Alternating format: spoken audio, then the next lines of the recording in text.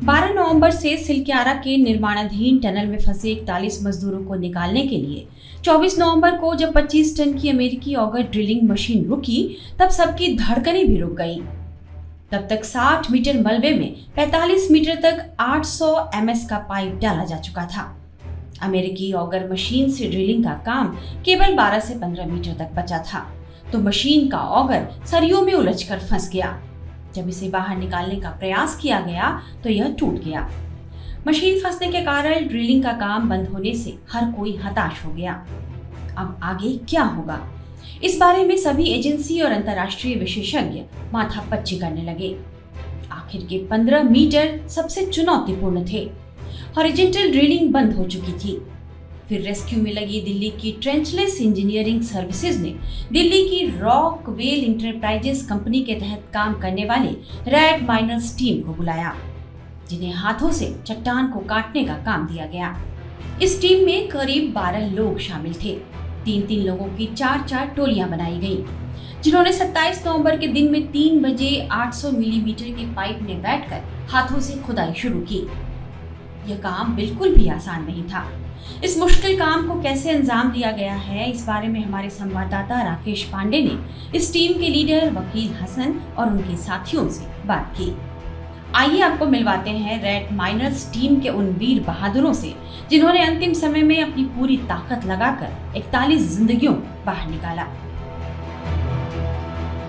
काम तो बहुत ही मुश्किल था, लेकिन मेरे लड़के जो इस चीज को सोच के आते कि कुछ भी हो ये काम हमें करना ही करना है, चाहे इसके लिए हमें 24 घंटे 48 घंटे 72 घंटे लगातार काम क्यों ना करना पड़े।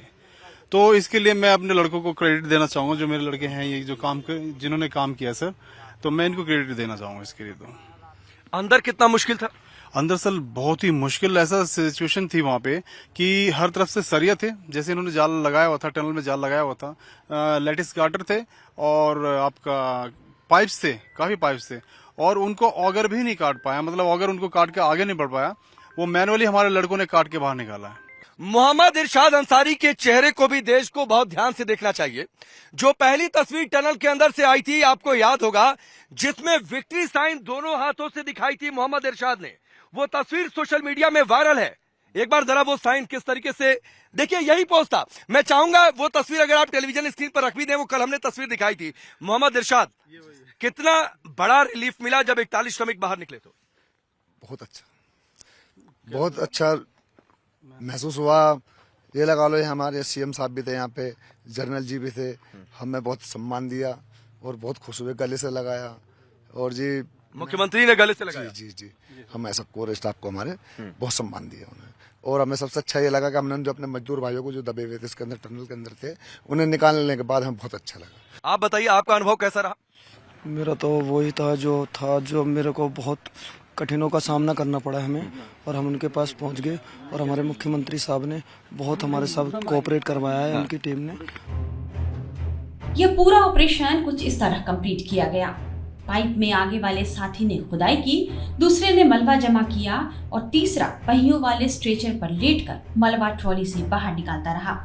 स्ट्रेचर पर रस्सी बंधी थी, जिसे बाहर खड़े जवान खींच लेते थे। वे मलबा भी रस्सी से खींच रहे थे। रस्सी खींचते खींचते टीम के कुछ सदस्यों के हाथों में छाले तक पड़ गए, लेकिन उन्होंने हौसलों की डोर नहीं छोड़ी। अच्छा, आप लोगों ने क्या काम किया? क्या काम किया आपने अंदर? हम रस्सी खींच रहे थे, बाहर से ये भर रहे थे अंदर। ये जो अंदर से भर रहे थे, यानी जो लोग डिग करके मलबा किस चीज में रखा जा रहा था? एक गाड़ी बना रखी लोहे की, बेरिंग की, वो खींचते थे। बेरिंग वाली गाड़ी बना रखी? जी। हाथों में छाले निकल रहे, हाथों में छाले। ये देखिए, इनके हाथ देखिए किस तरीके से रस्सियां खींचते हुए हाथों में छाले पड़ गए। आपने क्या काम किया अंदर काम किया, खुदाई का काम किया मैनुअल खुदाई का। आप भी मैनुअल ड्रिल कर रहे हैं? मैनुअल ड्रिल कर। कैसे मैनुअल ड्रिल? कैसे? कुदाल से, फावड़े से? हिल्टी से, इलेक्ट्रिक हिल्टी। अच्छा हाँ, गोदाली थी हमारे पास, जो हथियार है हमारे, फावड़े वाले गोदाली है जो हम बना के रखते हैं, और बाकी मैनुअल उससे करते हैं। ड्रिल, हिल्टी मशीन है, ड्रिल है, उससे तोड़ के बाहर हम भर के गाड़ी में भेजते थे। इस टीम के साथ एक ऑक्सीजन ब्लोअर था, जिसने उनका दम नहीं घुटने दिया, लेकिन उन्हें सांस लेने में दिक्कत महसूस हो रही थी। इस टीम के सदस्यों का कहना है कि जुनून ही इतना ज्यादा था कि हमने कुछ सोचा ही नहीं। अंदर सांस लेने में दिक्कत हो रही थी? सांस लेने में तो दिक्कत होती है सर, फिर भी हमने अपनी मतलब कोई परवाह करते बगैर हमने हिम्मत नहीं हारी। अच्छा, अंदर लाइट वगैरह की व्यवस्था, क्या पीछे से कोई ऑक्सीजन सिलेंडर लेकर सपोर्ट कर रहा था? कैसे, क्या मतलब ये कैसे पूरा ऑपरेशन चला जो आप लोगों ने 12 मीटर डिग कर दिया फिर पाइप पुश कर दिया? ऑक्सीजन के लिए एक ब्लोवर रखा रहता है हमारे पास 24 घंटे वहाँ पर। अच्छा, ऑक्सीजन की कोई मतलब थोड़ी बहुत दिक्कत होती थी तो ब्लोवर लग जाता था। अच्छा, आप बताइए। ब्लोवर भी रखा हुआ था, ऑक्सीजन की हमें फिर जरूरत भी नहीं पड़ी है, क्योंकि जुनून ही इतना घुसा हुआ था शरीर के अंदर। जुनून था कि निकाल देना उनको, जो लोग 17 दिन से फंसे हुए हैं। निकालना है बाहर, कैसे भी करके, कितना भी टाइम लग जाए, हम उनको जल्द से जल्द आधा मीटर मलबा हटते ही बाहर सिग्नल भेजा जाता। वे मशीन से पाइप को आगे पुश करते। इसी तरीके से 45 मीटर पाइप में 6-6 मीटर के 2 पाइप और लगाए गए। हालांकि पाइप वेल्डिंग से जोड़े जा रहे थे, इसलिए उन्हें ठंडा होने में 1 घंटा लग रहा था। आखिरकार इस प्रक्रिया का नतीजा सबके सामने है। इरशाद भाई, क्या हुआ था जो आप थोड़ी देर पहले बता रहे थे कि वो पाइप बेंड कर गया? पहले तो ये था कि काम हमने अचीव कर लिया है, अंदर हम निकालना शुरू कर देंगे, फिर ये हुआ कि पाइप कहीं से बेंड हो गई है, मलबा कहीं से आ गया। क्या हुआ था आखिरी समय में? आखिरी समय में सर यही हुआ था, जो सरिये थे उसके अंदर, वे सरिये काटी हमने, गैस कटर से काटी है, कटिंग साइड भी था, उससे काट के हमने फिर आगे मलबा जो था मलबा काटते हुए गए। परली पार क्रॉस होने के बाद, परली पार जब हमने क्रॉस हो, एक सरिया मार के, क्योंकि मलबा उधर साइड ज्यादा गिरा हुआ था। तो मलबा कहाँ से आ रहा था? मलबा सर जो ऊपर से लैंडस्लाइड हुई थी, उसकी जो टनल जो टूटी थी, उसका मलबा जो। नहीं, टनल तो टूटी थी, हम कह रहे कि जो पाइप, आप लोग तो पाइप के अंदर थे, तो उसके अंदर मलबा कहाँ से आ रहा था? उसके अंदर सर मलबा इसमें था, इसकी मलबा टूटा हुआ था, वो मलबा गिर रहा था जी, पाइप में आ रहा था आगे की साइड से। आगे की साइड से, तो मतलब पाइप कम इंसर्ट हुई थी। जी जी जी। आप बताइए, ये कल तो 1 बजे आया कि ब्रेक थ्रू अचीव हो गया है, 1-2 बजे के आसपास।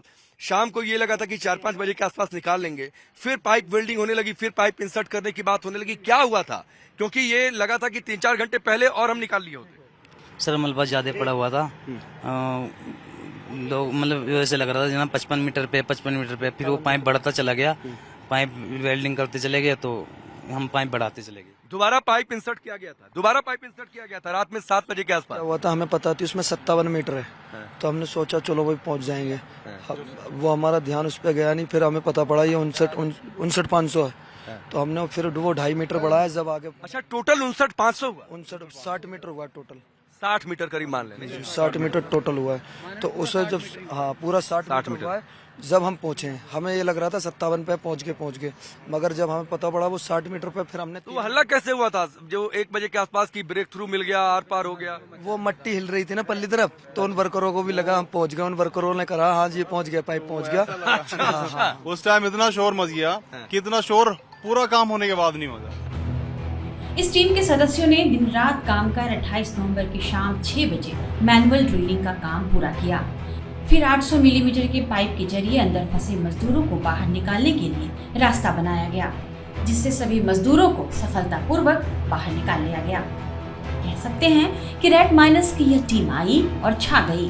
उन्होंने काम को पूरा करने के लिए 36 घंटे का समय मांगा था, लेकिन महज 27 घंटे में ही सफलता दिला दी। इस तरह इस टीम ने करामात दिखा दी। टाइम्स नाउ न भारत डिजिटल की रिपोर्ट।